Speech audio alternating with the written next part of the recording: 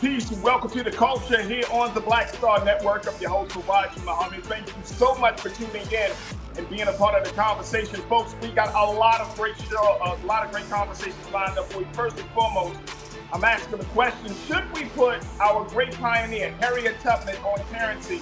I'm going to bring you up to speed on what that effort is looking like in the Congress. Also, folks, where there's a conversation about renaming the fallen bridge, Francis Scott Key Bridge, renaming it in the honor of a black man. We'll talk a little bit about that effort. And later on, we check in with Coach Trinette L. Collier to talk about Boris Bojo on his children's social media. And I'm asking, do you agree or disagree that parents should be on their children's social media? And then we also look at the issue of should kids have privacy? We'll have that discussion with Coach Trinette, joined by my brother Shaniju Wakorfor for the first half. So stay with us. It's going to be actually on today's edition of The Culture right here on the Black Star Network. Let's go.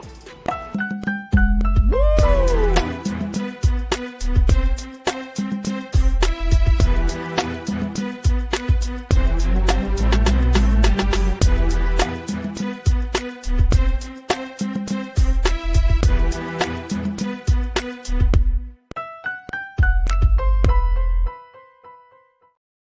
All right, folks, welcome to The Culture here on the Black Star Network. I'm your host, Farajii. Thank you so much for tuning in and being a part of the conversation. Folks, we got a lot to talk about. We are streaming live on our home platform of blackstarnetwork.com. Make sure you go to our website today, download the app for free. Follow us on social media at Black Star Network. And, of course, we ask you to drop something in the bucket for us. Also, folks, we are streaming on Amazon platforms, so you can find us on the Amazon News on your Fire TV. We're on Amazon Prime Video, where you can just look at the Prime Video app under Live TV The News and find us on Amazon.com under Prime Video The Live TV The News. We're also on the Freevee Network. We can find us on now under News for Black Star Network, as well as Plex TV, 24 hours a day, 7 days a week. Just search for Black Star Network or find us under Live TV The News and Opinion. All right, big shout out to all of the culture crew that's gathering in the chat. Oh man, what a great show we got for y'all today. So big shout out to all the culture crew that's just doing the live on Big Brother Roland Martin's Facebook channel, Facebook page and YouTube channel. We're also we're also being seen on the X platform. So big shout out to all the culture crew there, everybody that's want to be a part of the conversation. Let me jump right in. I'm joined by my brother Shaniju Wakorfor, who is an activist. He's a young scholar, as well as a diversity, equity, and inclusion specialist, as we talk about some of these big stories. Brother Shaniju, it's always good to connect with you again, brother. Thank you so much for joining us today. How you feeling? Feeling pretty good. Thank you for having me. Absolutely. First story I wanted to talk about, brother, was this piece around Harriet Tubman. Now, there's been a lot of conversation about getting our great hero, Harriet Tubman, on the $20 bill. That's still happening, but for now, it looks like Congress is moving in more of an honorary space. And this is something that we're seeing that's being led by Representative Cori Bush and a few other congresspersons who have moved forward on putting Harriet Tubman's face on a commemorative coin collection so that she will never be forgotten. Take a look at this. Is the latest from the Griot on this situation, and this is written by one of our contributors, Ashley Banks. But she said on Tuesday that Procter & Gamble sponsored the event at the U.S. Capitol to celebrate the Tubman commemorative coin program. In attendance were U.S. Representative Beatty, Gregory Meeks, the Democrat out of New York, Senator Sherrod Brown out of Ohio, Woody Keon Jr., the CEO of the National Underground Railroad Freedom Center, and Karen Hill, CEO of the Harriet Tubman Home. The coin collection is comprised of $5 gold coins, $1 silver coin, and half-dollar coins, which all have images of Tubman and represents different stages of her fight for justice, including contributions she made during the U.S. Civil War and her partnership with the Union Army to free more than 700 enslaved people, Brother Shaniju. And we learned about Harriet Tubman. I remember talking about Harriet Tubman when I was a child, brother. So she is one of the great ones. But I want to get your take on this before we take our first pause. Do you think that it is necessary? Should we even be advocating for this? Because, yes, she's on a commemorative coin collection. Her memories, there it is. That's the look that they putting on this for this coin. Her face, her history, her legacy will always be a part of history. But I don't know, brother. Sinead putting her on a coin, and there are still, and I'm gonna share with folks, there's still effort to keep her on, to try to put her on the $20 bill. But what do you make of this? Is this just more like pomp and circumstance, or is this something that you think is like a step? As one congressperson said, this is a step towards accepting that part of, that everyone will accept that part of American history. I don't think it's any of that. I do think it's, and I'm having to learn myself that two things in this country can be done at the same time, because they were enslaving people and also making economic progress. So I know that this country can do two things at once. I think what this is a matter of importance, strategic importance, cultural importance. But what interests me is on the 1, 5, 10, 20, 50, and 100. First of all, it's all white men. Right. And the reason why I think it's significant for Harriet Tubman in particular to be on a physical note of this country is because all of those white men couldn't have done successive things if not for Black slaves, period. There will be nothing to clap about George Washington about. There will be nothing to clap about Ulysses S. Grant about, Andrew Jackson, and so on and so forth. So I look at it from that point of view. This is the low end on that side. Right. The other part that I feel is no matter who you put or where you put her on the 20 or on a commemorative coins, as long as those coins will eventually be calculated and distributed with reparations to the Black people, that's how you really make an honor of us, because we don't put anybody else on money that we've also paid. Okay, there's no Hiroshima Nagasaki coin. There is no World War II a dollar bill. There is no Jewish remembrance bill after the Holocaust. Well, there are bills, but there aren't currency bills. Right. There we go. So I think for me, I don't want, because what then happens is it turns into a fight over, should it be a commemorative over this? And the real fight is, we need money for things that Black people are owed.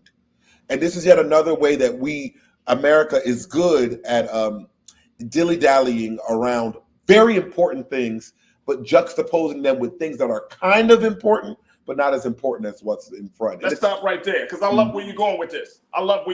Look, I got to take a quick pause. When we come forward, let's continue to have the conversation. Crew, I want to hear what you got to say on it. Should Harriet Tubman be on currency? Tiana, I'm going to raise your comment up because I'm like you, Tiana. I'm feeling just like you. Will it really make a difference? Let's talk a little bit more about this. So I can check it in from you, my brother Sinead, and I want y'all to stay tuned. We still got a lot more to cover in this first half of the culture right here on the Black Star Network.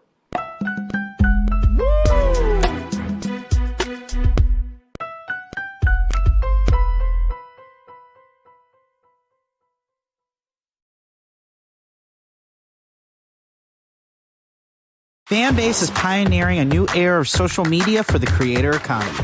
This next generation social media app with over 600,000 users is raising $17 million, and now is your chance to invest. For details on how to invest, visit startengine.com/fanbase or scan the QR code. Another way we're giving you the freedom to be you without limits. Black Star Network is here. Oh, no punch! I'm real revolutionary right now. Thank you for being the voice of Black America. All momentum we have now, we have to keep this going. The video looks phenomenal. See, this difference between Black Star Network and Black-owned media and something like CNN. You can't be Black-owned media and be scared. It's time to be smart. Bring your eyeballs home. You dig?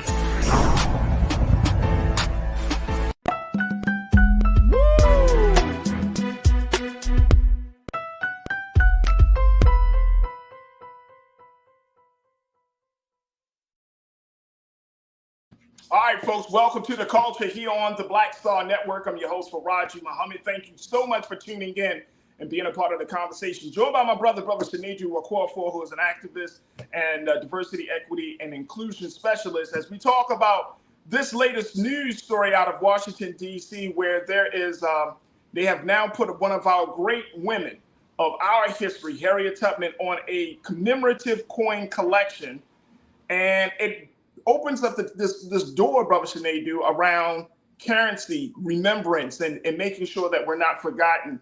And I'm a little in the middle about this. Here's why. Because part of me is like, when I remember when we first there was discussion about putting her on the $20 bill, I was like, oh, okay, that would be cool.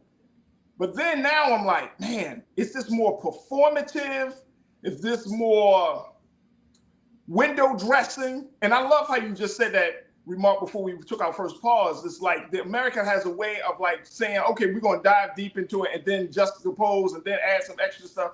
Next thing you know, your head is spinning because you're like, oh, the next thing you know, and then you come out of the moment and you're like, wait a minute, but did we even get what we originally asked for? And I'm like Tiana, man. Tiana checked in. Tiana, welcome back to the chat. Always good to connect with you, sis. Tiana, you said something. You said, it's very simple. You said, we're not really using money like that. We're not using money like that. So I'm wondering, is this, and look, trust me, I'm not throwing shade on the effort to remember Harriet Tubman. Never will do that. But I am a little bit like, if we're not using money like that, I don't know about y'all, but I mean, are you carrying coins and dollar bills in your wallet nowadays, especially with the way that technology has taken over how we spend money? Like, is this even worth the effort at this point? Brother Sinedu, what's your take on that? Yeah, and I can't help but think it reminds me. I'm glad that our sister Tiana checked in and brought up about no one's using physical cash, because now this is an argument about something that is important, but theoretically its importance is kind of like, I don't even remember the last time I've seen a $20 bill, if I'm being honest. So I do get that. And I couldn't help but think, I'm like, where have I seen that before? And I couldn't help but think about when the United States was sending food to Palestine, finally, right? When we were airdropping food, but then we found out that some of those food was spoiled. So it's like, you're doing a good thing, but is it really good all the way through? And I don't know. I do think it's important that we see ourselves on money. I really, really, really, really, really do. I do too. But remember, we got to be careful.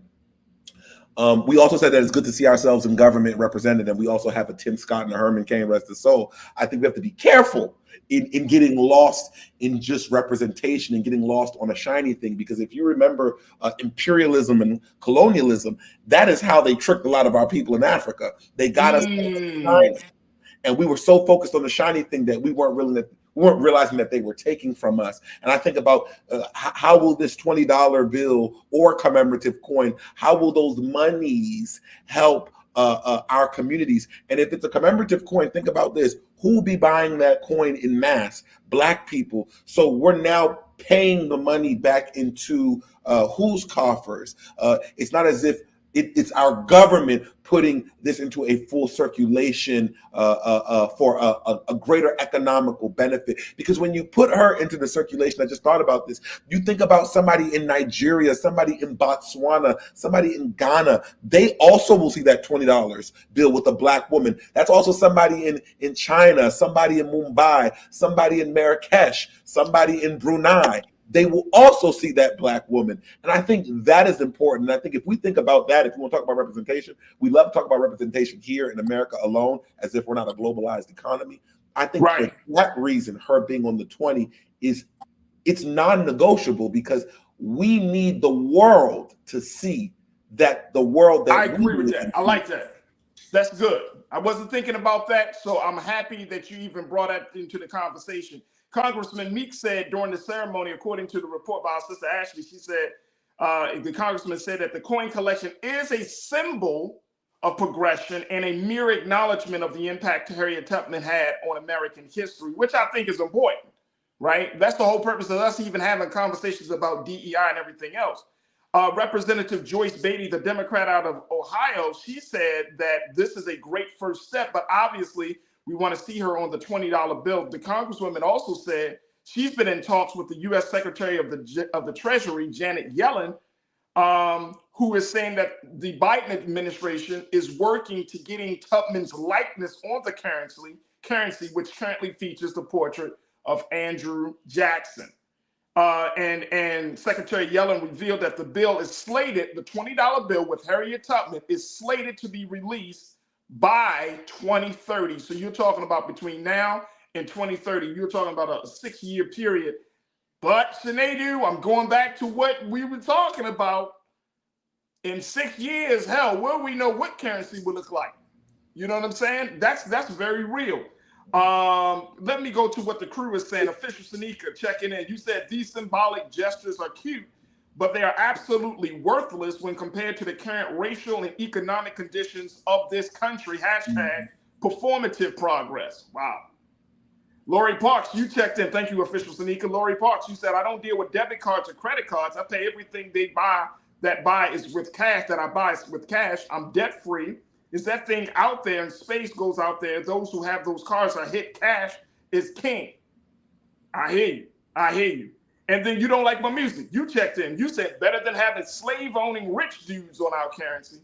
And I agree. I agree.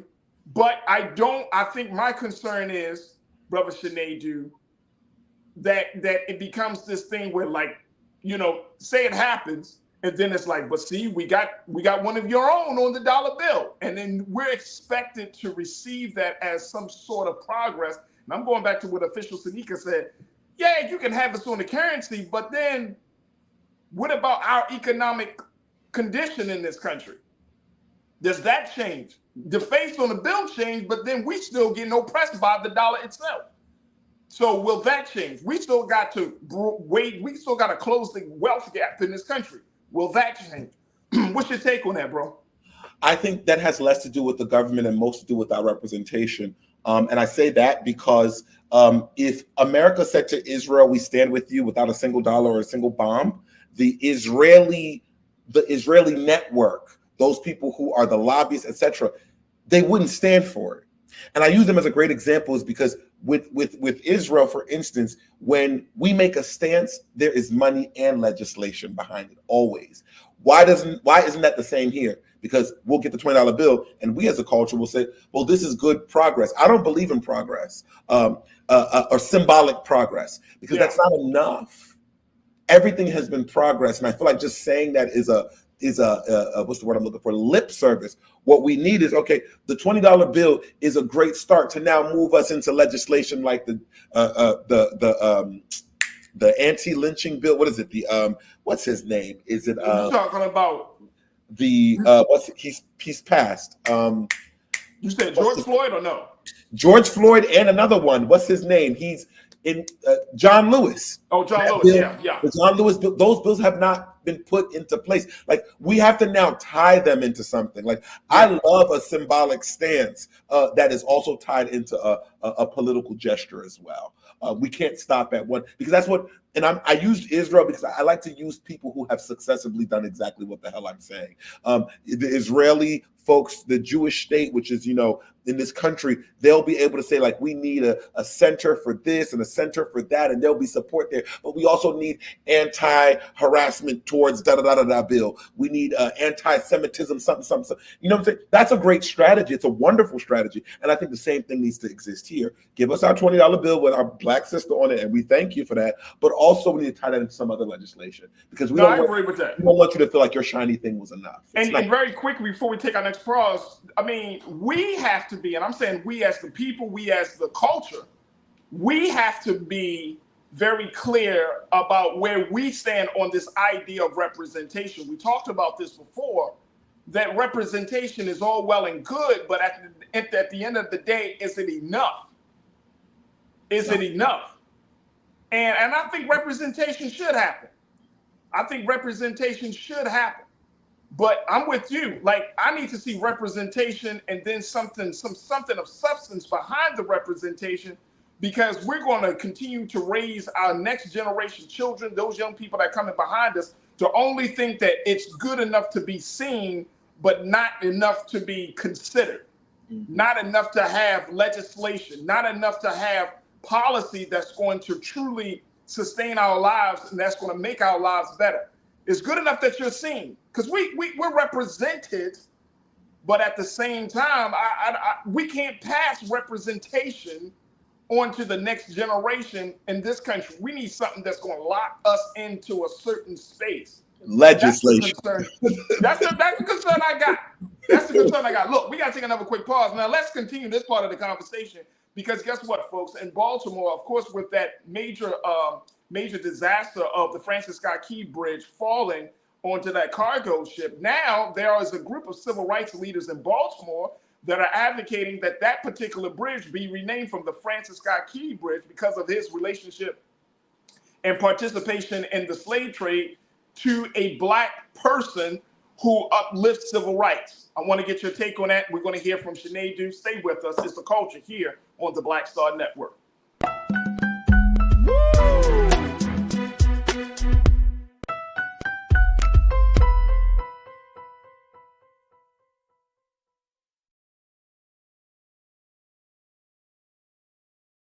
Fanbase is pioneering a new era of social media for the creator economy. This next generation social media app with over 600,000 users is raising $17 million, and now is your chance to invest. For details on how to invest, visit startengine.com/fanbase or scan the QR code. Another way we're giving you the freedom to be you without limits. Game on. State of the Union 2024. Huge night for President Joe Biden. This was a CVS receipts type of night. He dragged the hell out of the Supreme Court. And he said, y'all gonna see the power of women. Trump's brain is melting as we speak. We want to organize from a place of strength. There's no confusion whatsoever about what they've done and what they plan to do. What Donald Trump is doing is presenting a fallacy. He is convincing them that he's all in it for them, when in fact he's all in it for himself. We do not feel Joe Biden, in spite of the success that have taken place during this administration economically. There are too many things where we do not feel like he's had our back. You should also be investing in the barbershops and the beauty salons and the hookah bars and the folks who are going to the club, and there's a way to actually get them registered because we've done it before. But if you don't have folks who understand that dynamic, then you're missing a big opportunity. So we said we just celebrated. For what? Why did you go to Selma to celebrate rather than recommit yourself to the fight if the very thing we went to celebrate has been gutted? Republicans did not support a lot of the bills that were necessary to keep the country fluid. You can't only love your country when you win, right? Oh no, you guys don't want another $2 trillion tax cut? This was absolutely the knockdown, drag out that we were really waiting. Black voters are the base. They're the most important base of the Democratic Party. There was very few language in this speech. At the time, we see an attack on Black history, attack on DEI. The end of the BLM racial reckoning thing has come to a complete end because there was nothing in this speech for that. Our movement has never been grounded in two-party politics in this country. All of our movements ultimately get co-opted by a state that is anti-Black. They called the old because they knew the way, and they called the young because they were strong. And I believe there is a good combination of that, but we can have ideas and we can have visions and dreams, but we have to have our young people also working beside us because they are strong, and they will run that race, and they will run it to the end. Activists, organizers, and young people have been pushing this administration to be on the right side of history and to do something about the issues that they care about. While the Ukraine and Palestine are critical issues, they are not the only global issues. Not a single Black person who should ever let it come out their mouth that I'm tired. Because there is somebody else who came before us who didn't stop fighting.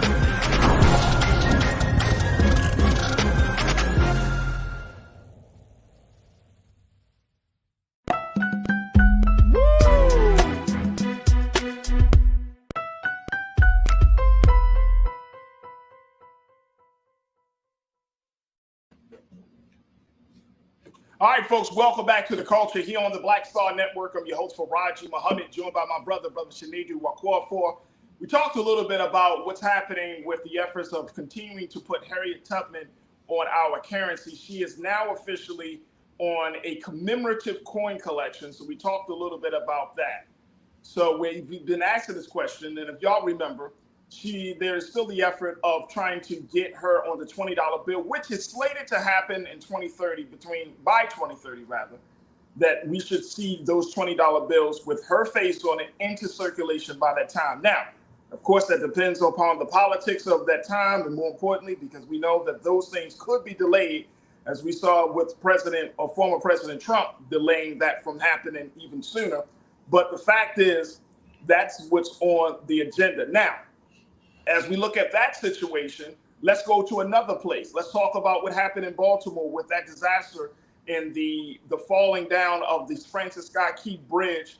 And we've talked about it here. Brother Roland talked about us all over the news. Now, folks, there's a group of civil rights leaders in Baltimore who have moved forward to say, okay, now that this bridge is down, let's have a real conversation about the renaming of the bridge from Francis Scott Key to another person who is who has done the work of civil rights. Now, first, let me tell you about this group. The Caucus of African American Leaders, whose members include the NAACP and the National Coalition of 100 Black Women, among others, has been urging Governor Wes Moore and the Maryland General Assembly to reconsider naming the bridge, folks, because of the controversial figure of Francis Scott Key and his stance on slavery. They suggested that it be renamed after Representative Farajii J. Mitchell, who serves as the first Black Marylander to be elected to the U.S. House of Representatives in 1970. According to Mr. Carl Snowden, who is the convener for the Caucus of African American Leaders, he said that Farajii J. Mitchell spent his entire life, creating a bridge between the African American community and literally the larger society. So in that case, this is a different part of the conversation, Brother Shanedu, of naming and representation. What's your take on this? Yeah, I agree. I think if you ask me, I mean, the truth of the matter is no one's perfect. But I think, when you know better, you do better. And we do it all the time. I think about, for instance, the first thing that came to my head is I think about what we now know as HIV, human immunodeficiency virus, originally was called gay-related immunodeficiency disease, right? But then people knew better. They got more educated, got more information, and decided that no, it's not we learned that it wasn't a gay disease, it was a human disease, and the name changed, and so on and so forth. I think the problem with America in general is we think that everything in America is stone. Every decision we make, every constitution, every word that we've said is in stone, and things can be changed because it should never have been named after Francis Scott Key, because in theory, Francis Scott Key, if you look at it, he does not follow the quote unquote values that America is supposed to stand for. Now, if we stand on the values of racism and bigotry, then he is aptly named. But I think, and I'm taking this to a bigger level, I think there needs to be a federal, local, and state commission on naming conventions in this country, because we shouldn't wait for infrastructure to fall down and say, why is that bridge that I'm crossing named after somebody who was very racist to the people who've always been the majority in that area in the first place? Let's start there. Right. I think it's a great idea to rename it after this Karen Mitchell. Karen Mitchell. I think it's a great idea, and I think it's a great time. And Wes Moore is very, very intelligent, not only as a politician but as a businessman. I think if he's wise and well advised, he will use this moment to do that naming convention thing I said, to say what else in Baltimore is ill named, what else in my state is ill named. Can we look into that? Because these are all small. But I'm with you. I'm with you, and it's like the statue. Y'all remember that period of time where they were taking down statues, and even I remember I was living in Baltimore at that time, and I think former Mayor Catherine Pugh was in office at the time. She had certain statues removed in Baltimore because they were statues of slaveholders, right? Slave owners. And it's like, now for me personally, keep them statues up so it serves as a reminder of where this country used to be, and in some cases still is, right? Because you can take statues down. And I'm not necessarily like upset about renaming the bridge, but it's really the thinking of the people, the culture. Like if you cross that bridge, bro, are you still saying, hey man, the Francis Scott Key Bridge? Or is it, hey man, stop, make sure y'all cross the Farajii J. Mitchell Bridge? When in BWI, the BWI, the airport in Baltimore was renamed the Thurgood Marshall Airport.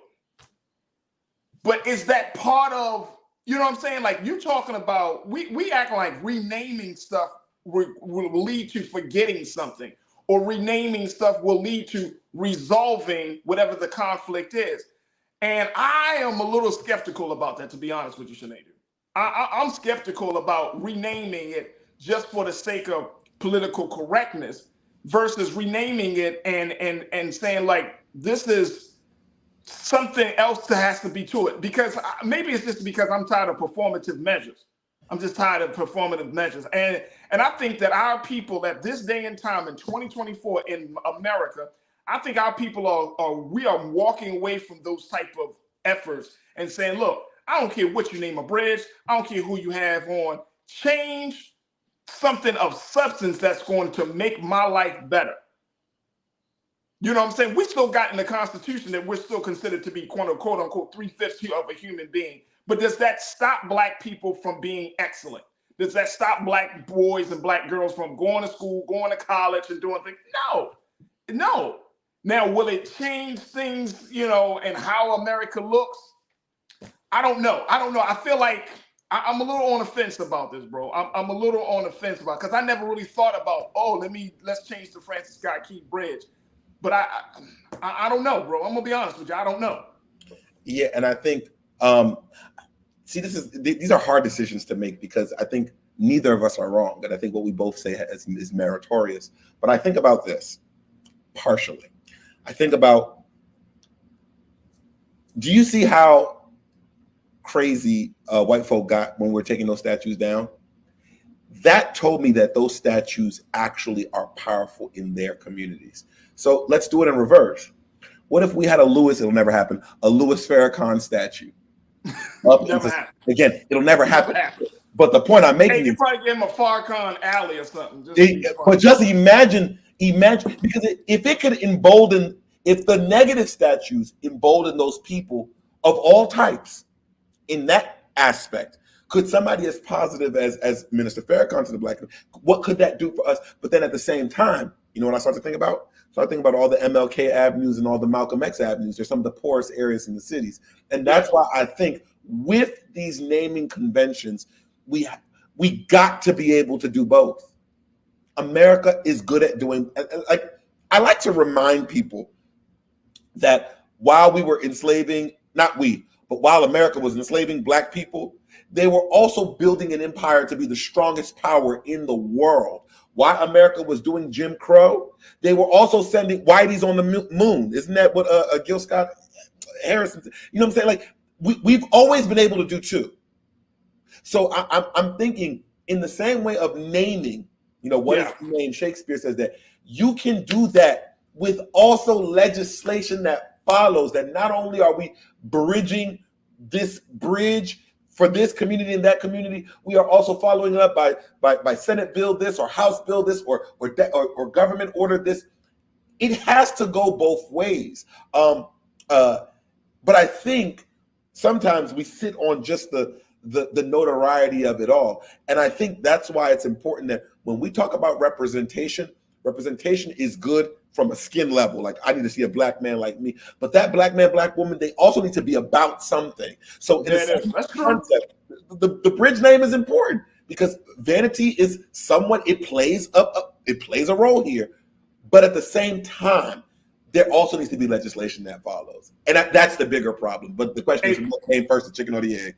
All right, hey man, you talking to something. Look, I'm gonna share with. Let me first share this comment. Nicole Smith, you said I would like to see something named after a white person who was fighting for Black people. A white person who was fighting for Black people. That's interesting. That's an interesting take, Nicole. Thank you for posting that. That's an interesting take on it. There's and then talking about that. You're looking for a name. There's 40. You know what I'm saying? I'm thinking of those of the freedom riders that were killed. Swerner and I forgot the other name, but these are the two white gentlemen that were killed because they were riding with Black people during the freedom ride period about the civil rights movement. I mean, that is interesting. Look, I got to take another quick pause when we come back. Shauna, I see what you got to say. I'm gonna bring it up because I think this speaks volumes about where we are with the naming of things. So I love your comment. We're gonna get to your comment when we come forward. Stay with us. It's The Culture here on the Black Star Network.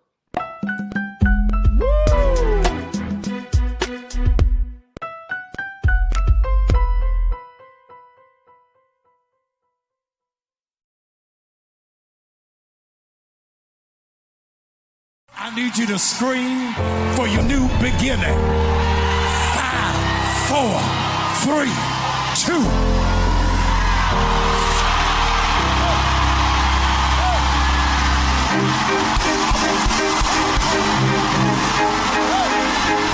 I need you to shout for it. I need you to shout for it. It won't always be like this. Sooner or later, it's gonna work in your brother's favor, in your sister's favor. They shall not die. They shall not die. They shall not die. I want you to embrace somebody and tell them welcome to the greatest season of your life. Hug somebody, welcome.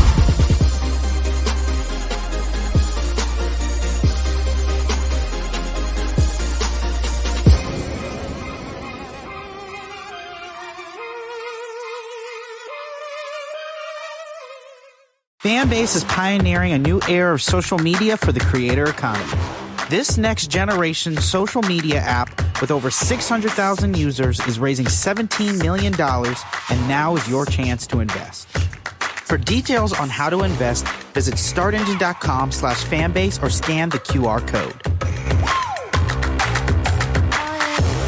Another way we're giving you the freedom to be you without limits.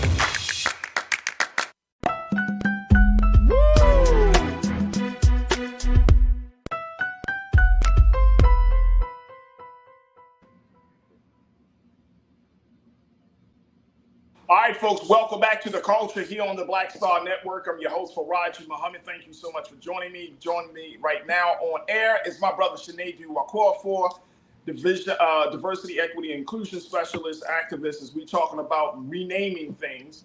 And this is very interesting. So we brought it up with the idea of naming some of these, I guess, landmarks after individuals. It was brought up that maybe we should start naming them after white people who have legislated, who have championed for black people. Many people are checking in the chat and say, what about John Brown? And yes, if you know the history of John Brown, yes, that is something I never thought of. So we can put that out there. But here's what I did see. And I like when Nicole Smith said that when she made that point. But here's another idea, because now if you're thinking about renaming, what is being lost in that process? And this is why I'm bringing this up, because Shauna Marsh, our great culture crew member, she said, just like the Edmund Pettus Bridge, he was a KKK Grand Wizard. This is the name of the bridge down in Selma, Alabama, the great bridge where our people were massacred on that fateful day, the bridge that is still being used today as a symbol of voting rights in this country. Brother Sinedu, what's your take on Shauna's point? If we rename that, will we be doing ourselves a disservice? And that's why this is hard, because both, from my vantage point, it's like this. Both ideas serve two different political talking points. Right. From the same group. So, like I said, and I don't think there's not a right or, in my opinion, it's not a right or wrong way to do this. I just think it shouldn't be named after racists. That's my most important point. And what I find interesting, and I find interesting that nobody wants to explain, let's go back to our example. We know that, what's his name, was a racist, Francis Scott Key. We know that. Right. But if we say something now, right, folks will say, well, no, historical, he wrote our Star Spangled Banner, and this is how America has always coddled white people. Because let's use that exact same example we were using earlier. Minister Louis Farrakhan. Black people don't believe him to be racist. We want him, but then you all white people would say, well, no, he has been anti-Semitic, even though that stuff has been disproven. But it's, as you can see, the balance of power ain't the same. And I think that's the problem. You all know that this, in theory, that this person is racist, and you all will still go along with it. That's the issue, because if that is the case, hypothetically, then there should be a Minister Louis Farrakhan Avenue, a Minister Louis Farrakhan Memorial Park, so on and so forth. When it only becomes one people, this is the very important part, when only one people get to choose who is good and bad, That That's the problem. is slavery. That's the problem. And the minister has said that, I think he had, if I'm not mistaken, I remember him saying, I don't want to be named after no little street. No. I don't want my impact and my legacy to be regarded as a street or some way or something, which I understand. But if you're talking about that principle of only one person being able to dictate who should be the ones whose names should be legislated, because those conversations aren't had with our people. Nope. You know what I'm saying? We don't make those conversations on a city level or state level. A lot of the renaming stuff, that's on a state level. That is a state government thing, right? And we don't have those conversations. But I'm of this mindset very quickly before we take our last pause. I'm of this mindset. Will it change within the culture? Will we as Black folks honor the name? Will we as Black folks lift up the name? Will we as Black folks teach our children to remember that piece of property, that landscape, that landmark to be this new name? Will it be instituted in schools? Will we, I mean, you know what I'm saying? Like, is there going to be a whole campaign on this? Or is it just a renaming ceremony? We get a name and then that's it. Now, a lot of our crew are saying, look, we want more. Of course, this is not the end road. But guess what, crew? How many of our people have advocated for this when we gotten little things like this and then they stopped the fight? They stopped the fight. Now, we may not feel that way. We may feel like, oh, this is just a name. But for others, it's a huge thing. And I'm saying that we got to change the culture on that. Look, we're going to take a final pause. And Sinead, do I get some final remarks from you on the other side? Stay with us. It's the culture here on the Black Star Network.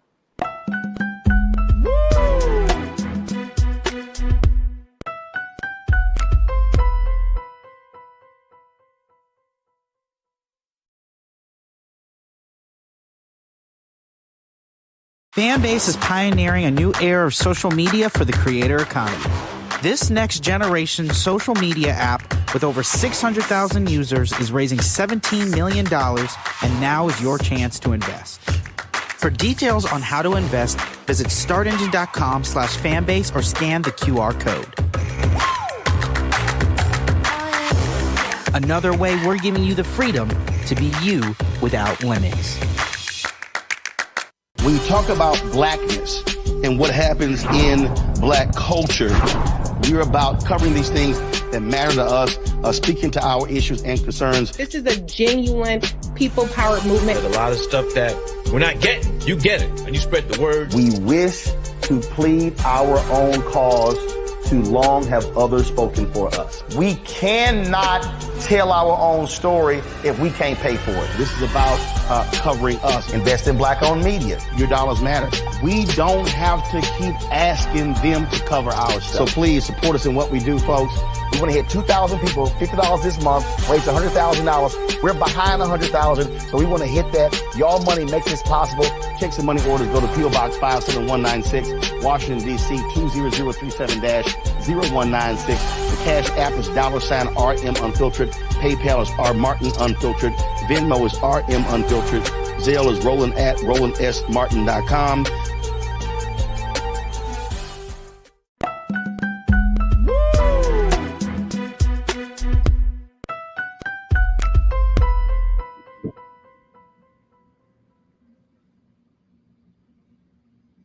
All right, folks, welcome back to The Culture here on the Black Star Network. I'm your host, Farajii Muhammad, joined by my brother Sinead Wakwa. Here's the thing that I think gets to me as we kind of wrap up this part of the discussion, brother Sinead.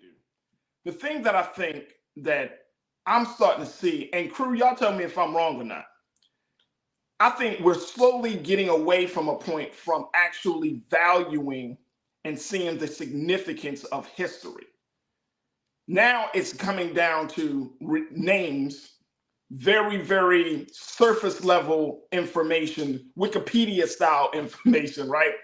But not actually helping people to connect the dots, to see the significance of a person or an event in relationship to other things which affected us then and how it leads the way for us to move forward now. And so I'm seeing in this country that history is slowly being pushed to the side. And crew, y'all tell me if I'm wrong on this. But I feel like history is slowly being put to the side. And a lot of us, in our efforts to get people engaged politically, socially, whatever the case, but just to open up people's eyes and to raise people's consciousness, that when we bring history into it, you probably start to see people with a glazed look on their face. Eyes start rolling back. And, oh, okay. Because history itself, and I'm saying whether you talk about Black history, white history, this country's history is slowly fading. There was a study that MIT did back in 2018, and they said that truthful stories got less circulation online, or 2 times less circulation online than non-truthful stories. People don't want to hear the truth more and more each and every year, day in and day out. We would rather rely our view of the world, we would rather for our biases to be built on personal experience and other people's understanding, but not getting to the truth of things. And I think that's the problem. We can rename, we can commemorate, we can honor, but how many of us are actually taking time out to really think about the history of a person, right?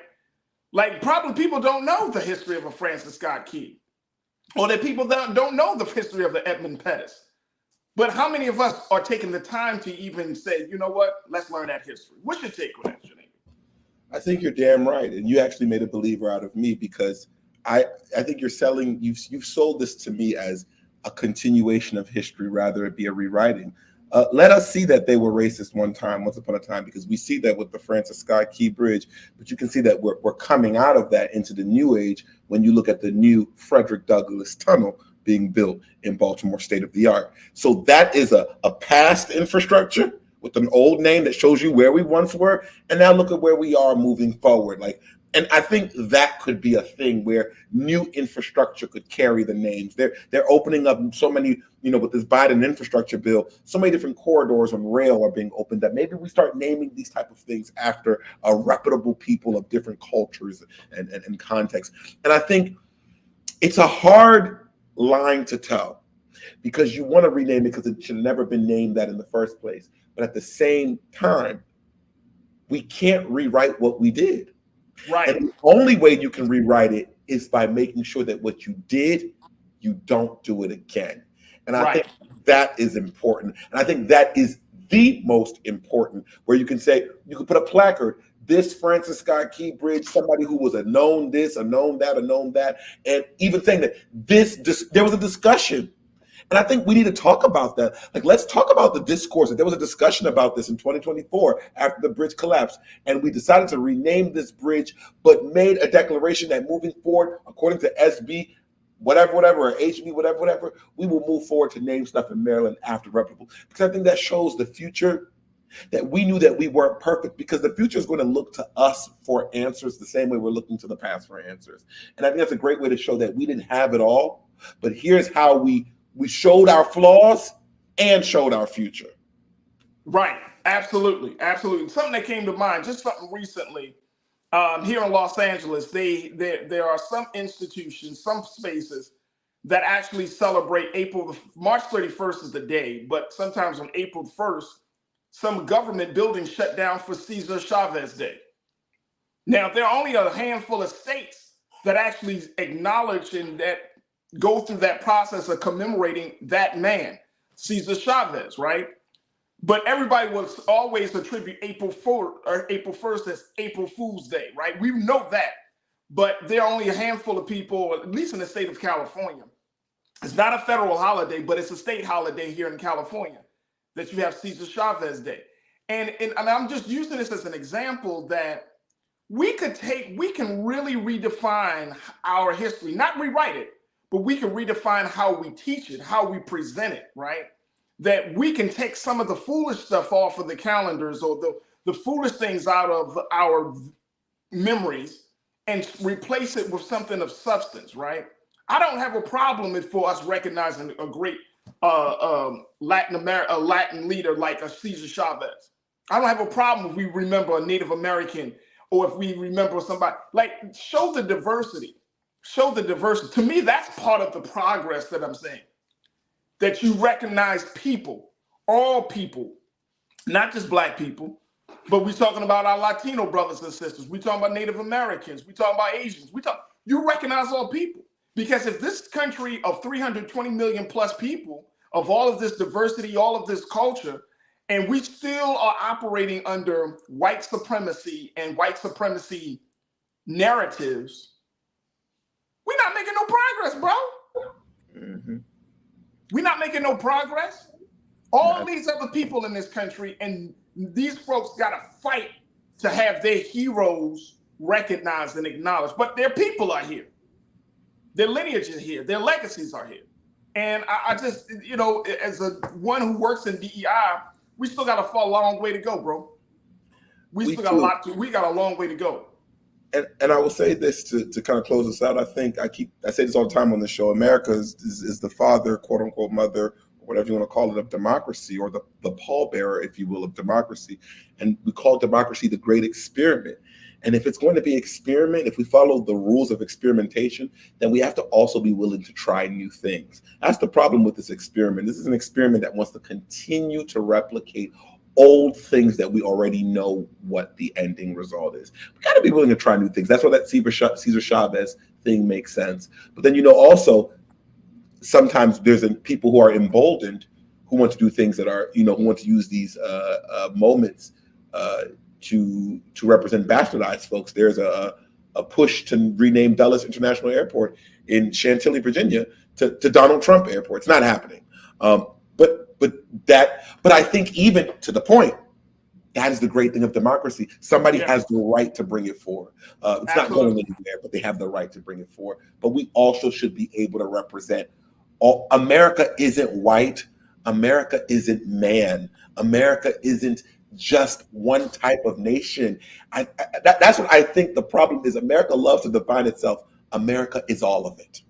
Absolutely. And for all of it, it should look like all of it in laws, in legislation, in buildings, in bridges. Absolutely. Taylor, you said if the individuals would find the importance and act accordingly instead of attempting to force everyone else to prioritize the same things, we could get further.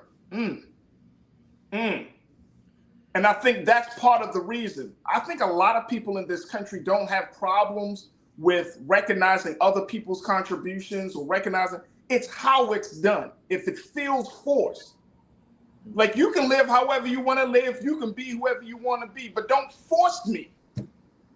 Don't force me to make it seem like if I don't either agree, or don't force me to make it seem like I don't want to recognize it, like I'm a terrible human being. I may not just be in that space of progressive thinking. Mm-hmm. Or you know what I'm saying? Equitable with the thought process, equitable with what you put. This is not the topic, but I can't help but think about the women's basketball championships. You forget who won. We got it. Oh my gosh, you bro. forget who won because the losers are being paraded around. But that's that thing we talk about equitable. You got to be equitable. Absolutely.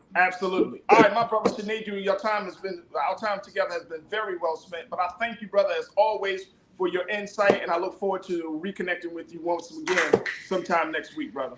Appreciate you, brother. All right, bro. Look, we got to take a quick pause. When we come forward, let's shift gears from talking about history and all of those things. Let's talk about parenting on the other side as we check in with Coach Trinette L. Collier to talk to us about what Boris Kodjoe is doing on his kids' social media. And I'm asking the question, do you agree or disagree? Also, should children have privacy? We'll talk a little bit about that as well. Stay with us. These discussions are on the other side here on The Culture on the Black Star Network.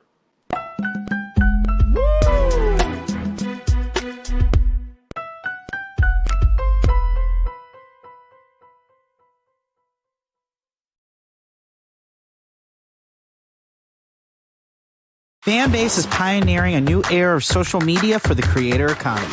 This next generation social media app with over 600,000 users is raising $17 million, and now is your chance to invest.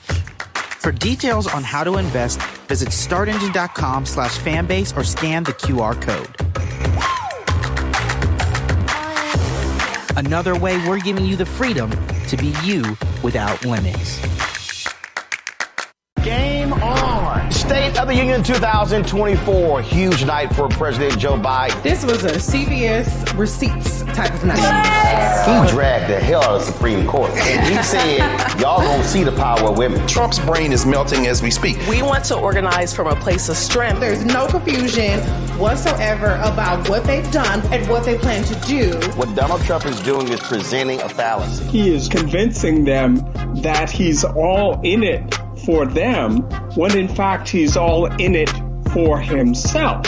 We do not feel Joe Biden, in spite of the success that have taken place during this administration economically. There are too many things where we do not feel like he's had our back. You should also be investing in the barbershops and the beauty salons and the hookah bars and the folks who are going to the club, and there's a way to actually get them registered because we've done it before. But if you don't have folks who understand that dynamic, then you're missing a big opportunity. So we said we just celebrated. For what? Why don't you go to Selma to celebrate rather than recommit yourself to the fight if the very thing we went to celebrate has been gutted? Republicans did not support a lot of the bills that were necessary to keep the country fluid. You can't only love your country when you win, right? Oh, no. You guys don't want another $2 trillion tax cut? This was absolutely the knockdown, drag out that we were really waiting to Black see. voters are the base. They're the most important base of the Democratic Party. There was very few language in this speech. At the time we see an attack on black history, attack on DEI. The end of the BLM racial reckoning thing has come to a complete end because there was nothing in this speech for that. Our movement has never been grounded in two-party politics in this country. All of our movements ultimately get co-opted by a state that is anti-black. They called the old because they knew the way, and they called the young because they were strong. And I believe there is a good combination of that. But we can have ideas and we can have visions and dreams, but we have to have our young people also working beside us because they are strong and they will run that race and they will run it to the end. Activists, organizers, and young people have been pushing this administration to be on the right side of history and to do something about the issues that they care about. While the Ukraine and Palestine are critical issues, they are not the only global issues. Not a single black person who should ever let it come out their mouth that I'm tired. Because there is somebody else who came before us who didn't stop fighting.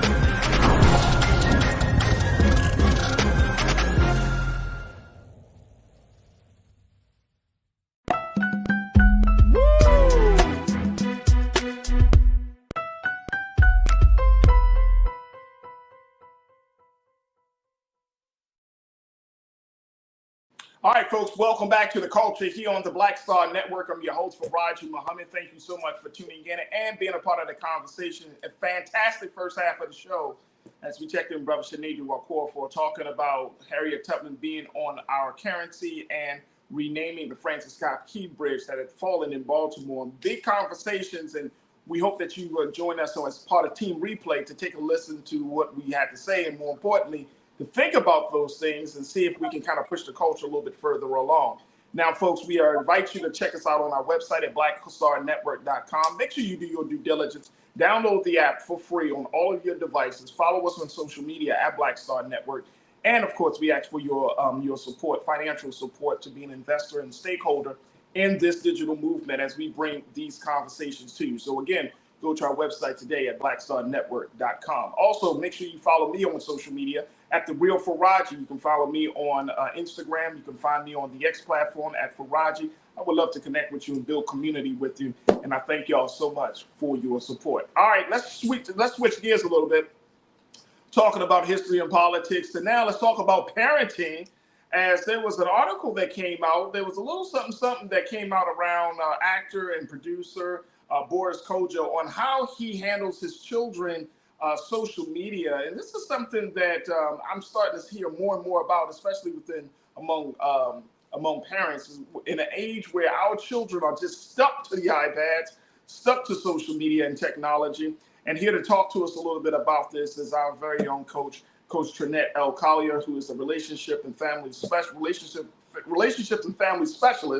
and to give us some insight on this whole process and helping us navigate this thing. Coach, good afternoon. How you feeling today? Hey, how y'all doing? I'm blessed. How are you? I'm good. Coach, I want to know if I'm going to see if we can try to play what Mr. Boris Kodjoe had to say. He was on Jennifer Hudson's show some time ago, but he made a point saying that he handles the social media of his children, his teenage children. Take a listen, y'all. Okay, you know I gotta ask, do you troll your son like that too, though? Yes, I do. You do? Of course. Oh, okay. Because he's the baby. Well, he's 6'6". He's not a baby, but 6'6". and he's a basketball player. Wow. So he travels a lot with basketball. Oh my in goodness. Atlanta and in DC and all over the place. So I slide in his DMs and I clean up. I block and delete people. Block you get to block and delete her. I don't care. If I get to, I do it.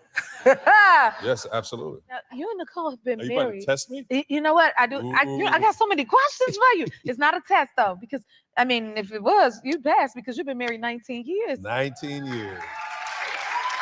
That's the test of all tests. That's right. Like, how do y'all keep it fresh? You know, it's really, there's no trick. Mm-hmm. You just can't give up. Ah. Right? Because look, everybody goes through their stuff individually and as a couple. Right. You got to give each other the space to make mistakes. You got to give each other the space to apologize, to forgive. You got to give each other the space to grow, to mature. And that was Boris Kojo talking a little bit about his marriage, how he keeps his household running together. Sounds like they got a strong union between him and Nicole Ari Parker, who is from Baltimore. Oh, is she? Yeah, her people. I didn't know that. Yeah. She got roots in Baltimore.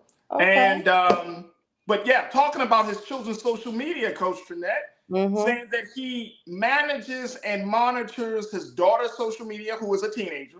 Right. And he manages and monitors his son's social media, who, like you heard him saying he's a teenager as well. Right. This is very interesting because they are teenagers.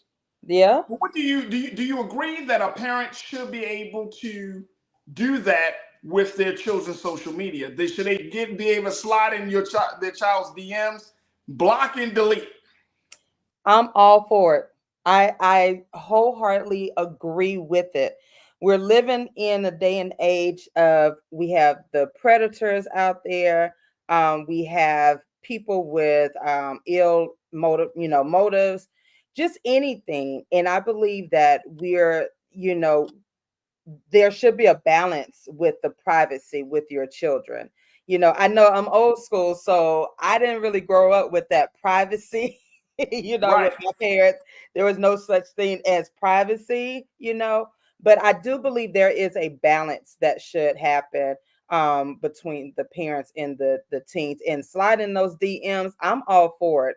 I have nieces and nephews, and there were many times, they tried to pull one over us and get multiple accounts, but I'm always the tech person, and I'm like, listen, the conversations, if parents don't really stay woke, stay updated on the conversations, the codes, we will be lost, because the conversations that they're having in these DMs on social media it's scary and it's very disturbing.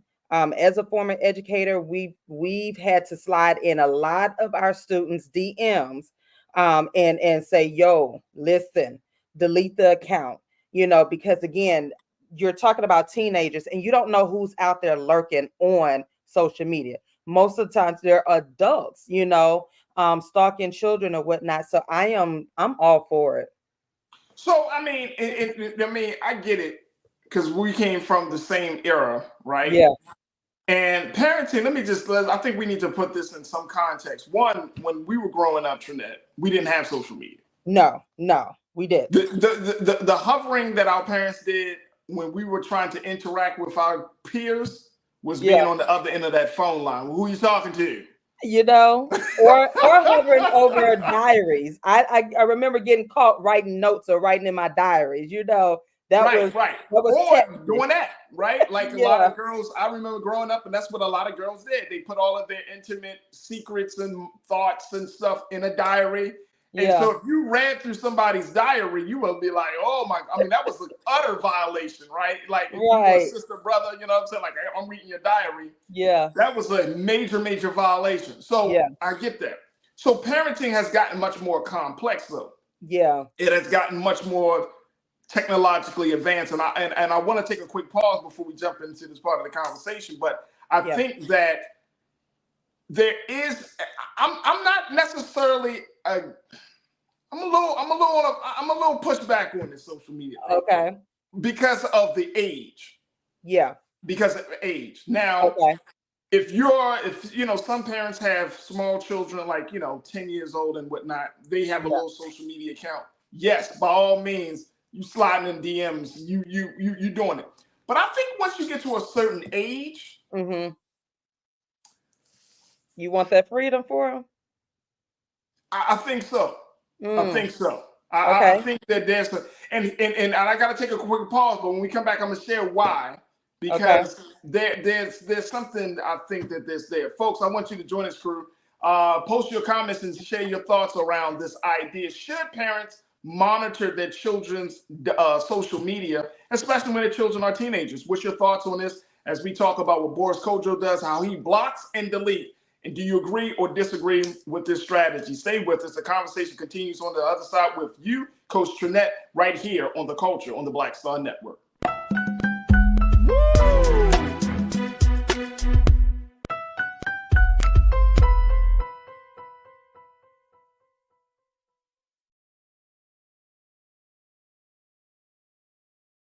We wish to plead our own cause. Too long have others spoken for us. This is an opportunity for us to be able to speak to our issues. Y'all better understand something real quick.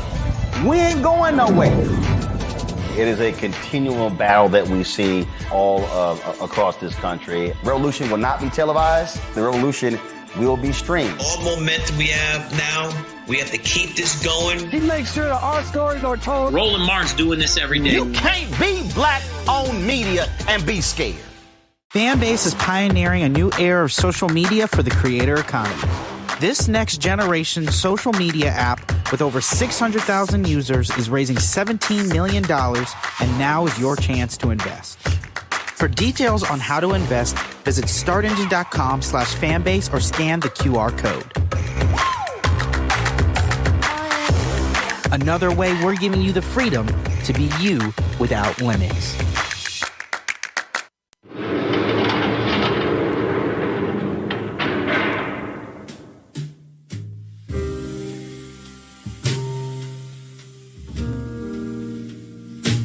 You have the right to remain silent. Anything you say can and will be used against you in a court of law. You have the right to an attorney, and if you cannot afford an attorney, one will be appointed for you.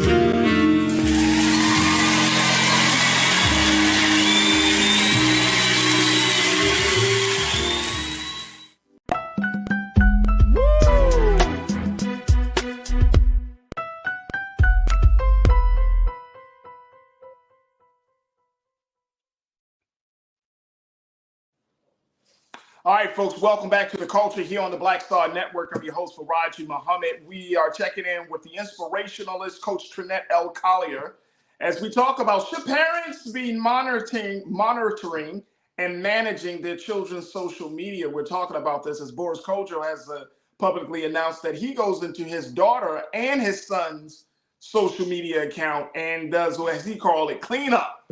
He doesn't just do this for the daughter. He does this for his son, who is an emerging basketball star. Yeah. And he blocks and deletes with no shame in his game. He does it. But it opens up the conversation about whether that is the best thing to do. I'm not going to say right or wrong because that's moral. But I'm just saying, is that the best thing to do?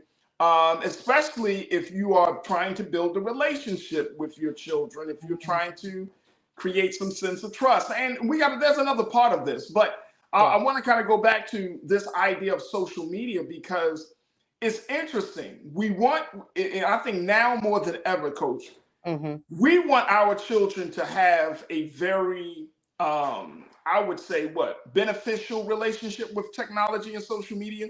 Right. I see, and I understand because we use social media to showcase our children, right? To showcase how beautiful our children are, showcase their talents and skills, showcase their achievements and all of those things, right? Right. And so we expose them to social media very, very early on in their growth and development, from the cutest baby to the teenager that is walking the stage for graduation, that child's life plays out on social media. That's so true. Yeah. You know what I'm saying? And so they are accustomed to that. Now, do we encourage that we should go into it? I'm a little bit, again, I think there's an age requirement. I think there's an age part of this conversation that has to be considered. Yeah. You know, your child is 9, 10, 11 years old. Absolutely. I think you can go in there, you're monitoring. But if your child is 17, 18 years old, they're still living at home. Right. Right. And I don't know. And you know, back in the day, 18 years old, you were deemed an adult. Shit, not excuse my life. Not today. Not today. You remember back in the day, our parents used to talk about at 18, you get kicked out. Getting out. No. At 18, your ass staying home. You ain't getting kicked out until you get to that place where I feel comfortable for you to be out in the world by yourself. Yeah. However long that takes. Because I'm not throwing you to the wolves on the sake of growing up. That's just me. That's just Farajii talking. I ain't throwing my daughter out to the wolves, nor am I throwing my son out into the wolves. No, hey, son, you a man now. No. That was back in the day. I remember hearing that talk. Yeah. But when you get to that age, I'm thinking that you should kind of let off the reins a little bit and give them the space. Yeah, I think around that 17, 18 age, if they're still at home, that 17 to, you know, if you've set the foundation in your home, you know, I always talk about that communication part, setting that, having those conversations. And I feel like if you have those honest conversations throughout their childhood about social media, the good, the bad, and the ugly, I think they should be okay, you know, to start handling their DMs, you know, around that 17 and 18-year-old at that age. Because again, for me, I don't have children. I have nieces and nephews, but I played a huge part in their social media era because their parents were not tech savvy like that, right? So they would call on Auntie. And so I would be the one to say, listen, no, this conversation right here is something is not right. Or this conversation is just between them and their friends or whether they're talking about school or whatnot. So you have to have that balance. You have to have that conversation and to understand, you know, and have that conversation with your children. Say, listen, these are inappropriate type of conversations. These are, you know, you have to spell it out in these days and time. You can't have that birds and the bees hidden talk anymore. Everything has to be. It has to be straight up. Yes, it has to be. You know, it's like playing sports. You know, you write now every play, everything. That's the way the conversation needs to happen. And I used to tell my parents all the time, especially elementary, they should, if they're going to have a phone, that's fine because I know, you know, for safety reasons or whatever, but you should be monitoring their every conversation, every text message on their phones. If they have social media accounts, you should be have parental rights to their social media. Again, teenagers, I think in that 17, 16 to 18 range, you know, you start you start trusting them more because you've had that talk with them. You've had, you know, you've kept it real with them. And I think that's important. McCole Spicer, Nicole, thank you for checking in. You said everyone else monitors our social media accounts. So if parents monitor their children's social media, I don't see an issue. So many young people have been lured, kidnapped, assaulted, and murdered. And I understand that. Yeah. And I understand that. I'm not advocating that we should not be present. I understand that. I think though, we got to figure out the balance point. And this has always been my challenge just as a parent, right? Yeah. Because I grew up under my dad who was like, my dad was hardcore to the, you know what I'm saying? He really was hardcore. But I realized I can't necessarily be hardcore like that to my own children. Right. Because it did do some things to me that I was like, I don't agree with that, right? And that's fine because we grow up into those things. Yeah. But yes, everybody monitors our account. But again, I'm more of, now am I going to block and delete? part of me feels like, are you saying that you don't trust your son's decision making? Oh, yeah. Are you saying that you didn't, whatever foundation you gave your son or your daughter, that they won't implement those ideas, those principles, they don't implement those lessons? What are we saying here? That's a good because point. when who said this? Taylor, you said consideration. When our kids go out the door to learn and socialize with all sorts of other people, bits of those influences come home with them, little bits at a time. And that's the thing. Like, you got to make sure it's like a little test. You teach them something, and then the world is going to bring that same test to them. And you got to kind of just observe to see how they handle it. When my son told me about certain issues in school with his relationship with friends or something, and I asked him, well, how did you handle it? And then he tells me, I'm waiting for him to tell me so I can get a sense of where his head is at. If he said, Dad, I don't know what to do, or Dad, this is what I told my friends, and this is what, now I'm starting to realize, okay, you're starting to pick up on things. But I think part of it is like, I got to ask that question. If I had Boris on the line right now, I'd be like, Brother Boris, do you trust your son? Do you trust your daughter? That's a good question. I mean, first of all, my hats go off to you all parents. Y'all need an award every day because, you know, the battles that are out there every day, you're trying to, and y'all are great, great parents, and you're trying to protect your children from the world. And it is a task, right? As a former educator, I see that all the time when I come across great parents. And I know there's this, you know, it's just this task, right?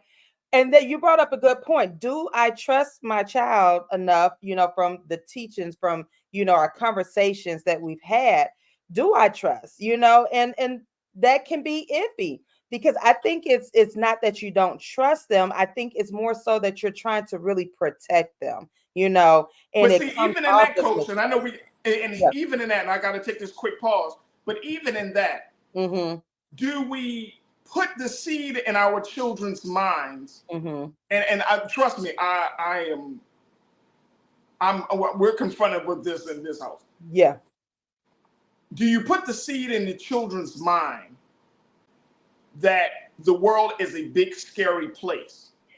Yeah, I know that is so. You see what I'm saying? You get what I'm saying? Like, when we present the world to our children, do you say, like, there is a scary, and I'm not saying this to be facetious or to be naive, but I'm really saying that, like, when you present the world to your children, like when they're like little small children, like I have a 4-year-old.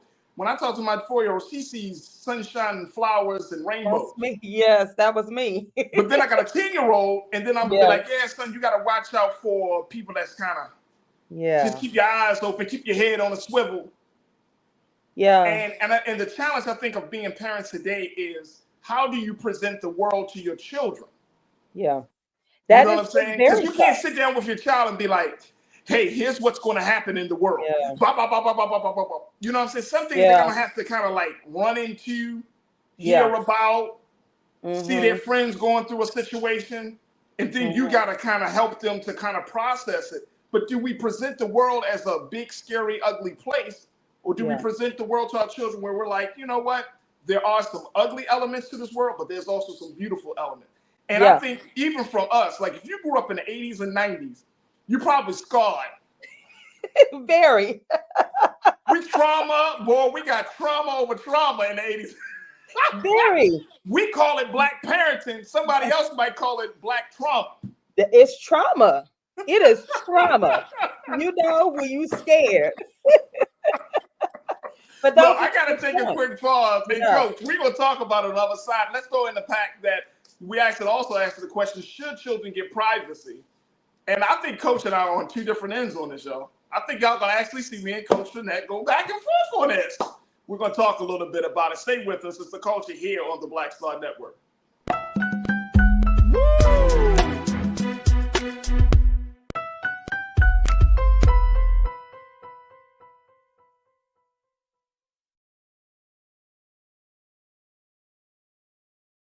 Fanbase is pioneering a new era of social media for the creator economy. This next generation social media app with over 600,000 users is raising $17 million, and now is your chance to invest. For details on how to invest, visit startengine.com/fanbase or scan the QR code. Another way we're giving you the freedom to be you without limits.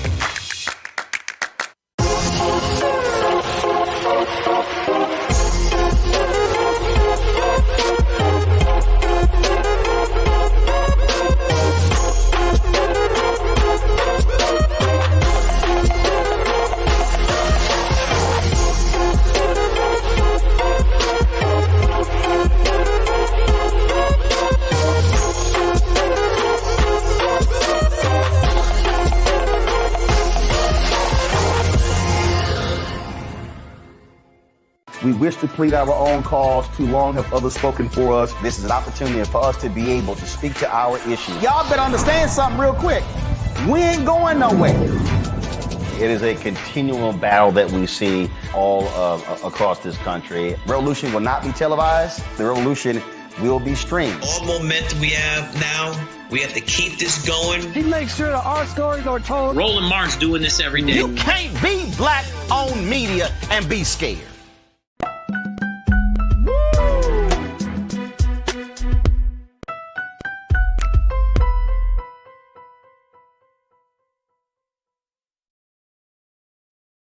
All right, folks, welcome back to The Culture here on the Black Star Network. I'm your host, Farajii Muhammad, joined by my sister, the inspirationalist and relationship and family coach, Coach Trinette L. Collier, as we talk about not just facts of children being on social media. Now, I want to throw in the mix, Coach, where we're talking about should children have privacy, right? Yeah. Not just being online, but should they go in the house and be able to close their doors? I'm old school. However, wait. Hey, Coach, in your household, do you take off the joint? You just unscrew the hinges and you just they be like, "Mama, I just listen. You ain't got no doors in this house. You ain't got no doors. You ain't got no doors to slam, no doors to close." But you know, I want to say that's the reason why I don't have my doors closed now. My husband, he was like, "Why do you leave the door open?" I'm like, "I don't know. I think it's just from childhood." It's trauma.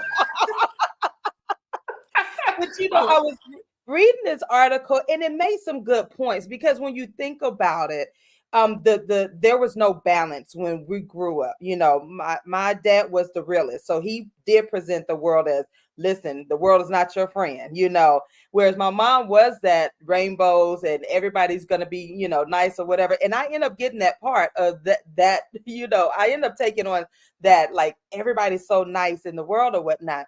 So I think over time, there has to be a balance that fits you and your family. Of course, the balance is not going to look the same for everybody, but between in your family, you have to create that balance. And as I was reading some of these, the why privacy is important to teens, it did make sense. You know, it did make sense. You know, creating that confidence, you know, that trust factor, because you want to trust your children, and your children want to be able to trust you as a parent. You know, so I really do, after reading and putting it into thought, I'm like, I can see the privacy, but, you know, like, let's not overboard. Let's not go overboard with privacy, though. Let's not go overboard with privacy. All right, so here's the article that Coach Trinette is talking about. This is from verywellfamily.com. And there was an article that was written by a woman by the name of Denise Whitmer. This actually came out back in 2022, but I think it still speaks to where we are today. And in this article, it was a family therapist, Dr. Angela Lamson, talks about the link between privacy and trust. And I want to share just a little bit of what it was discussed in this piece, this article. Take a look at this, folks, because this is very interesting. Privacy and trust link back to attachment. I'm gonna bring on that. I'm gonna talk about that in a moment, said Dr. Lamson. As your child ages, if you've cultivated an open dialogue and trust-based bond, you'll be able to grant them more and more freedoms and the privacy that goes along with burgeoning independence. Giving teens space and privacy lets them feel trusted as well as capable, independent, and self-assured, allowing them appropriate levels of privacy shows them that you trust their judgment, intentions, decision making, and ability to follow your rules. Mm-hmm. I can I see think that. there's I think there is something to that. Now, Yeah. if we want to take this, when I said the piece that says privacy and trust link back to attachment, the first thing that came to my mind, and I know you've heard this in your work, Coach, what is your attachment style, right? In terms of Yeah. relationships, whether Yeah. you have a secure attachment style, whether you have an anxious attachment style. Yeah. And that's what I'm saying, because a lot of who we are Mm-hmm. and how we are Yeah. starts in the household that we grew up in. Yeah.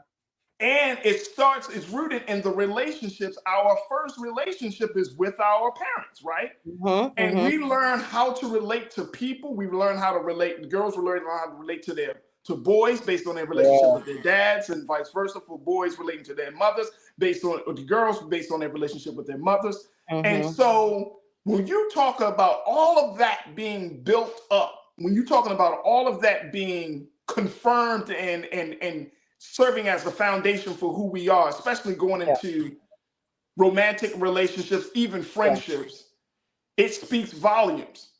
Right. And so I think this is an interesting piece. I do think, for me, I think privacy is important, right? I value privacy just across the board in terms of, even for adults, even if you're in an intimate relationship, each person, you're still a different person. And you still be allowed privacy. Just because I'm married to you or I'm dating you doesn't mean that I have full access to every part of you, or full access to your belongings, full access to your phone. And I think some people got that in their heads, like, well, we're together, so. Ooh, you gonna open up another door, Farajii, on that? No, that's gonna be another show. Because yeah, because if we married now, I got access to that's another show. I'm serious. But you're right. Because guess what? Everybody should, and even if you gotta ask you what your intentions are. Yeah. When you want to, and not invade, but when you want to have access, what are your intentions? Is it really because you want to know the person, or you just because you want to be Inspector Gadget? Be nosy. Be just checking in. Right. But you do make a good point, because again, when we're growing up, for me, because I did not have that privacy, being the oldest of 5 siblings and just not experiencing that privacy, I end up gaining my privacy over time. And I'm a very private person, mainly for that reason, because I was like, I didn't have privacy privilege growing up, right? So now that I actually have that, I am very private, And so I think, again, because we did not have that conversation growing up in depth, like parents are able to now, I applaud parents who are able to really sit down and have those conversations. It looks so different from my parents. And not to say our parents were bad. My parents were great, but they didn't know, because guess what? They were taught the same thing and they just passed it along. So I think with the evolution of parenting and the parenting style, it opens up the dialogue to have these conversations, on the respect, the confidence, the trust. Because again, as I stated before, you want to trust your children. You want to be able to send them out there and knowing that what you've instilled in them over time, that they're going to make the right decisions. And you're going to always worry about your children, right? I think that's just part of your parenting, but you will have a level of peace knowing that they're out there making the right decisions. Are they going to make mistakes? Yes, they're going to. That's part of growing. That's part of learning. But you also know that they're going to make the best possible choices out there, with their friends, in their relationships and so forth. So I totally understand this article and where she was coming from, because I was like, oh, okay, that does make sense. You're building that confidence level. And then it also stated that you will have fewer conflicts. because I'm thinking that this will open the door for the children to be honest with you, to come to you and say, Yeah, listen, and yeah, and that to me that hits the nail right on the head, Coach. yeah, Because when you do have that trust-based bond, as mentioned, when you have a trust-based bond and your children are coming to you, yeah, right?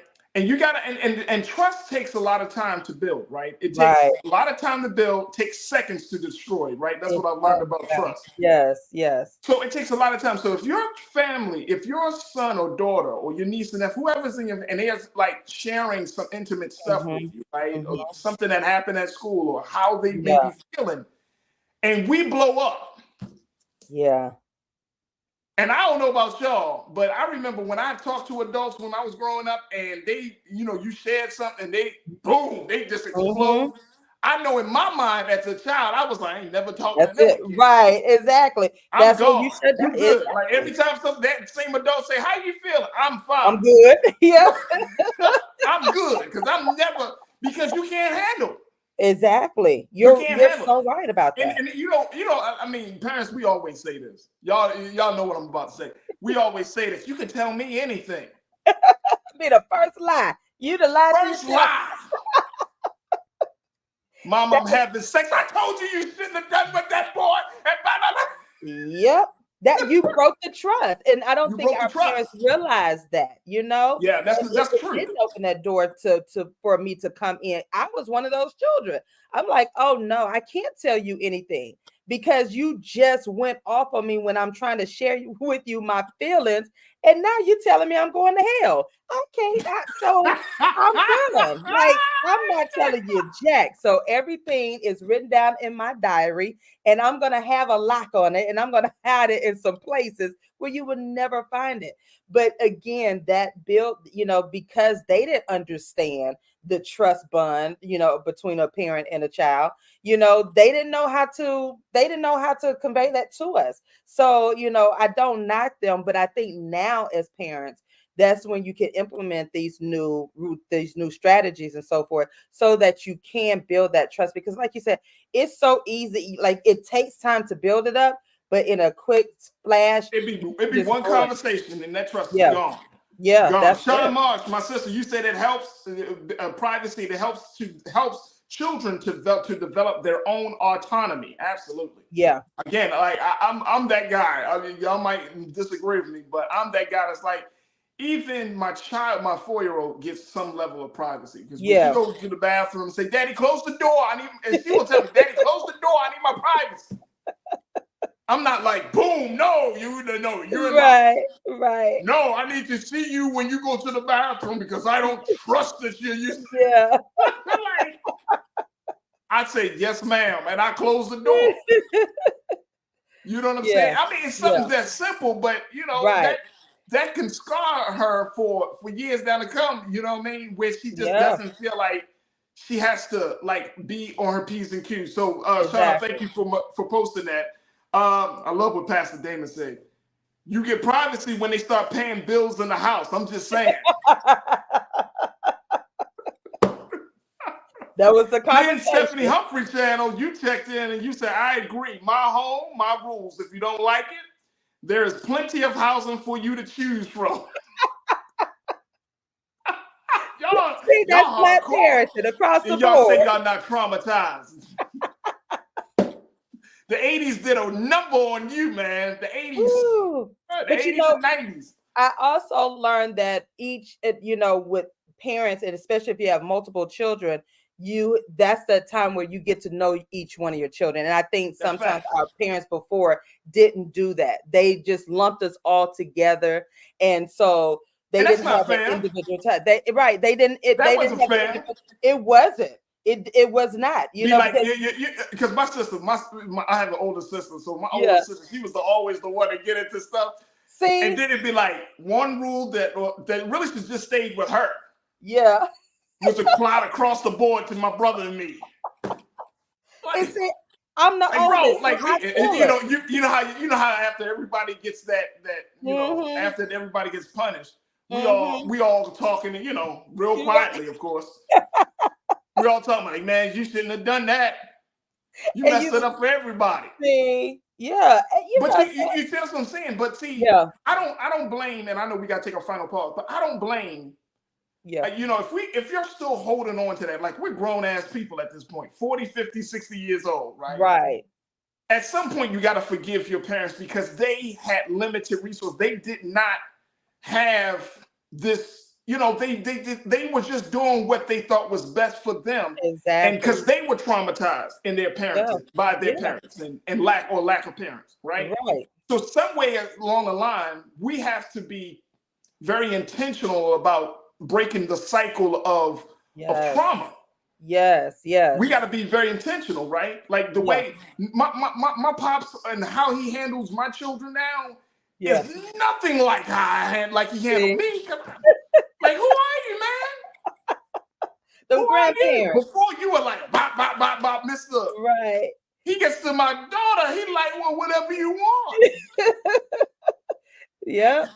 So but I have to forgive him because I'm like, you know what? He came through an era of hard knock living and all of that stuff, right? Yeah. But the intentional parenting comes, and I know there's a lot of different terms, but I'm saying intentional parenting comes where you're becoming conscious of the things that were traumatic for you growing up under a certain type of parents.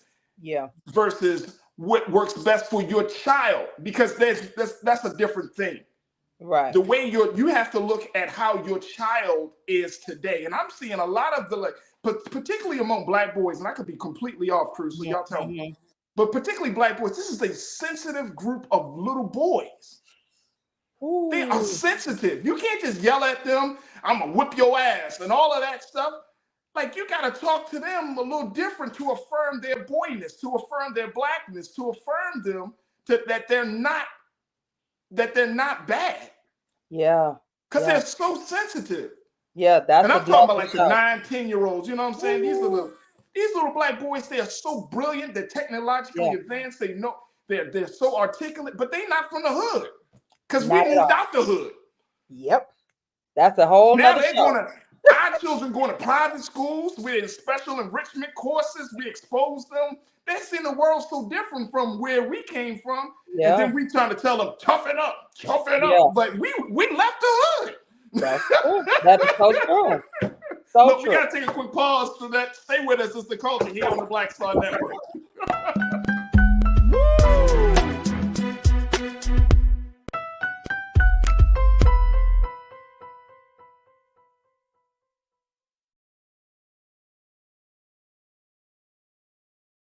Fanbase is pioneering a new era of social media for the creator economy. This next generation social media app with over 600,000 users is raising $17 million, and now is your chance to invest. For details on how to invest, visit startengine.com/fanbase or scan the QR code. Another way we're giving you the freedom to be you without limits.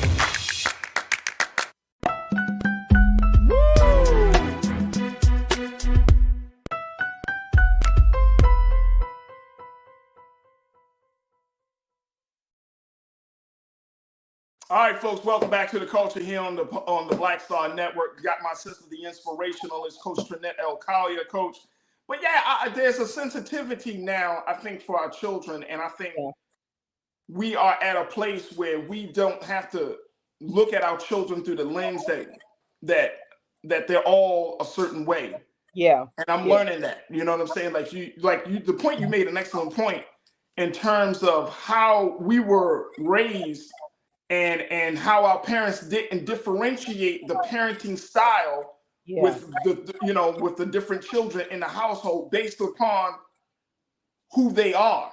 Right. It's just one broad stroke. Like when I say, and you gotta, I think Pastor Damon, you said it earlier, you gotta check in and you gotta see the maturity level. This is what Brother Damon said. You gotta see the maturity level. You gotta see where your children, and you gotta like really pay attention to them. Yeah. To see like how this thing works out. Now, if you're talking about that privacy piece, that's where that type of insight can be helpful to be like, you know what? I don't mind if my son, and I'm not saying you got to do this, folks. I'm just saying this is how I see things, but y'all can disagree. But if you check and observe the maturity and where your son or your daughter, your niece, and whoever child is in your household, you check to see if they can handle certain responsibility. Exactly. But you gotta pay attention to it. Mm-hmm. And I think that some of our parents paid attention to us back in the 80s and 90s, but a lot of our parents were working. Like, you know, if your mom was home, you know, most of the time it was the mother that paid attention to us because the dad was either not around or he was around, but he was not around because he was working. Right. Yeah, exactly. You're What you right. say? I remember my dad used to say that, you know, don't laugh, Farajii, but I'm a laugh. he used to say, my baby, he said, you smart in them books, but them streets, I'm a little worried about you, you know? So I would understand, like, I'm like, oh, as I grew up, because he knew me individually compared to my brothers and sisters, right? They were a little bit more street smart than I was, right? Right. But he knew with each child, and he knew that they could trust us with, right?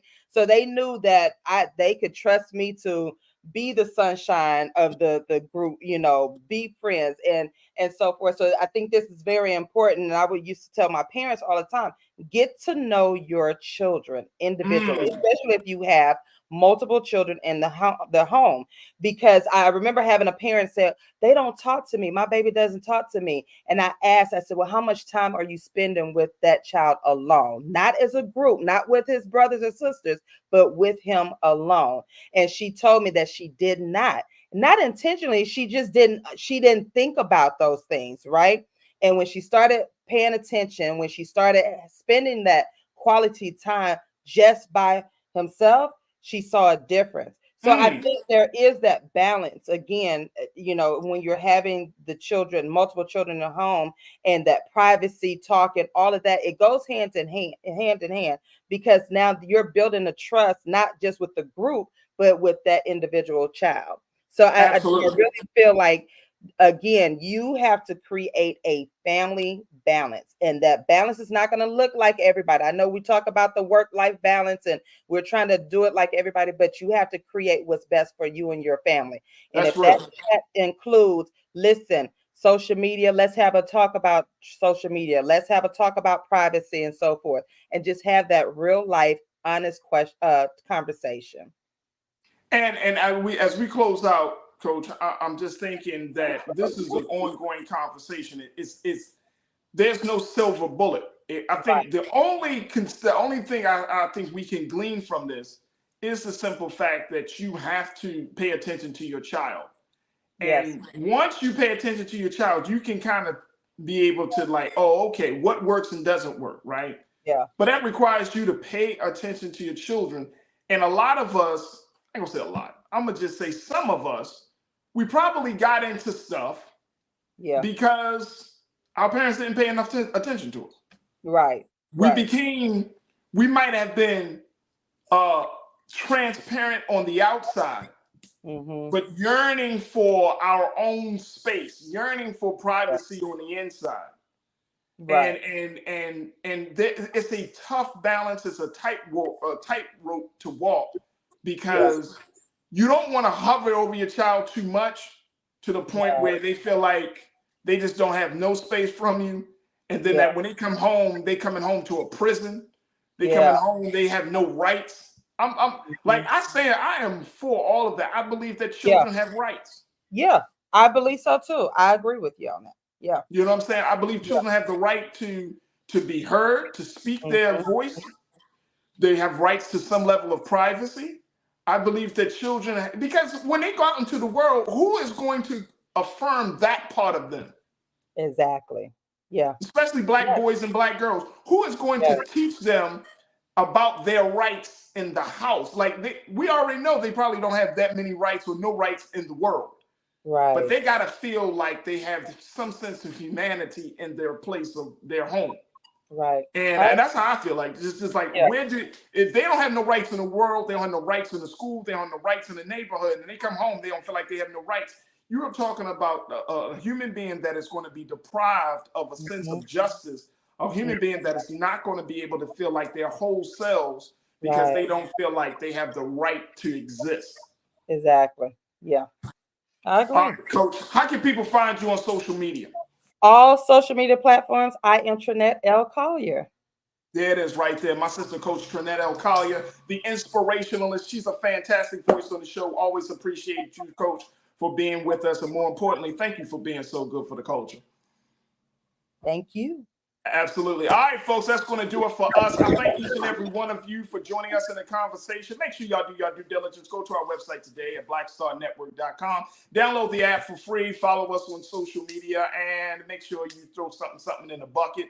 We would love to get your support. blackstarnetwork.com. Also, follow me on social media at The Real Farajii on Instagram and at Farajii on the X platform. And let's continue to build the community. Man, oh man, we are making our way to the end of the week, folks. Oh my goodness.